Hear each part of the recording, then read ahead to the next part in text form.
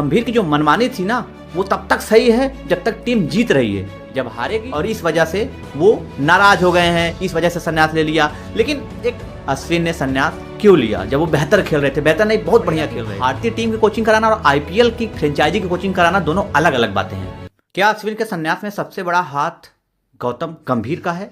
ये बड़ा सवाल है, क्योंकि जिस तरीके से अश्विन ने संन्यास लिया, पूरी टीम पे सवालिया निशान है कि क्या भारतीय टीम में सब कुछ सही है। और गंभीर जब कोचिंग करने पहली बार ही आए थे तो उन्होंने अपनी मनमानी शुरू कर दी थी। उन्होंने अपने हिसाब से टीम बनाया, अपने हिसाब से कोचिंग स्टाफ लिया। तो गंभीर की जो मनमानी थी ना, वो तब तक सही है जब तक टीम जीत रही है। जब हारेगी तो मनमानी नहीं चल पाएगी। और गंभीर की वजह से शायद अश्विन ने संन्यास ले लिया है। अब ये पब्लिक डोमेन में बातें भी चल रही हैं कि अश्विन इतनी जल्दी संन्यास कैसे ले सकते हैं। कुछ पूर्व क्रिकेटर तो ये भी कह रहे हैं कि अभी उनमें क्रिकेट बचा हुआ था, लेकिन अश्विन नहीं चाहते कि वो बेंच पे बैठे। जब पहला मैच ऑस्ट्रेलिया में जो बॉर्डर गावस्कर ट्रॉफी का हुआ, उसमें वाशिंगटन सुंदर खेले थे। उसके बाद पिंक बॉल में फिर अश्विन आ गए, तो अश्विन बेंच पे थे।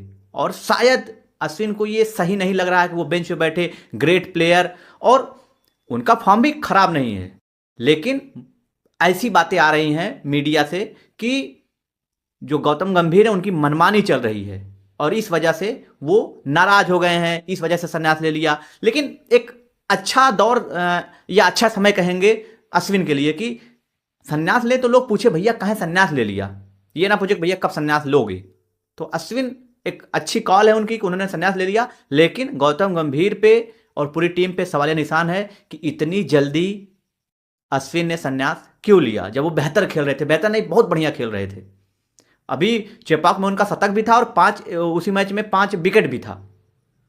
तो उसके बाद अश्विन बेहतर खेल रहे हैं। आईसीसी रैंकिंग जबरदस्त तरीके से है उनकी बॉलिंग की। ऑलराउंडर भी नंबर या 2 या 3 पे होंगे।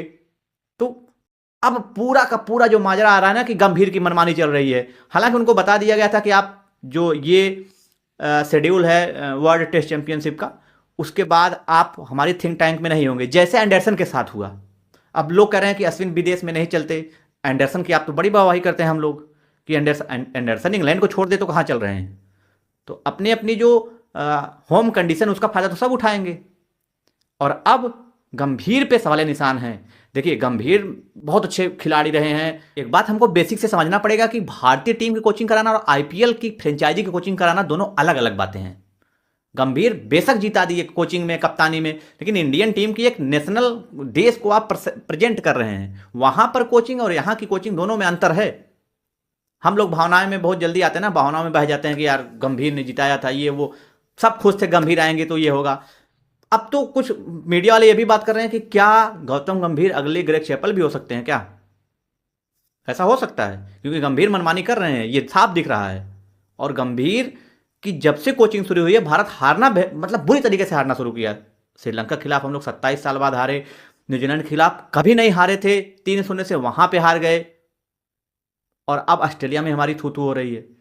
तो गंभीर पे सवालिया निशान है। अश्विन ने संन्यास ले लिया है और इस पर भी अब जमकर बातें चल रही हैं। अश्विन उतने बुरे दौर से नहीं गुजर रहे थे, अच्छे फॉर्म में थे, फिर भी वो संन्यास ले चुके हैं। वो क्यों, कैसा, वो सारी चीजें अब इतिहास के गर्त में दबी रहेंगी, समय समय बाहर आएंगी। कोई किताब लिखेगा तो उस पर चर्चा करेगा, सारी चर्चाएं होती रहेंगी। आप क्या राय रखते हैं अश्विन के संन्यास के बारे में? जरूर कमेंट करिए और चैनल को सब्सक्राइब कर लीजिए। धन्यवाद।